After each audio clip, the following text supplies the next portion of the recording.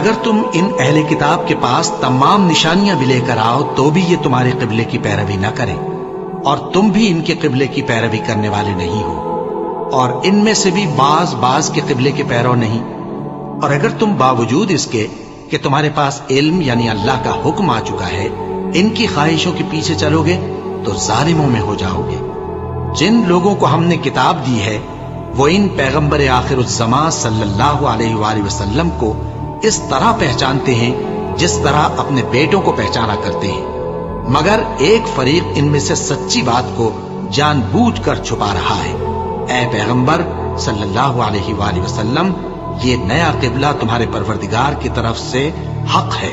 تو تم ہرگز شک کرنے والوں میں نہ ہونا، اور ہر ایک شخص کے لیے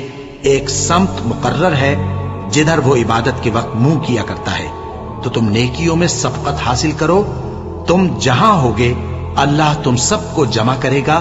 بے شک اللہ ہر چیز پر قادر ہے۔ اور تم جہاں سے نکلو نماز میں اپنا منہ مسجد حرام کی طرف کر لیا کرو، بے شبہ یہ تمہارے پروردگار کی طرف سے حق ہے، اور تم لوگ جو کچھ کرتے ہو اللہ اس سے بے خبر نہیں۔ اور تم جہاں سے نکلو مسجد حرام کی طرف منہ کر کے نماز پڑھا کرو، اور مسلمانوں تم جہاں ہوا کرو اسی مسجد کی طرف رخ کیا کرو۔ یہ تاکید اس لیے کی گئی ہے کہ لوگ تم کو کسی طرح کا الزام نہ دے سکیں، مگر ان میں سے جو ظالم ہیں وہ الزام دیں تو دیں، سو ان سے مت ڈرنا اور مجھی سے ڈرتے رہنا، اور یہ بھی مقصود ہے کہ میں تم کو اپنی تمام نعمتیں بخشوں،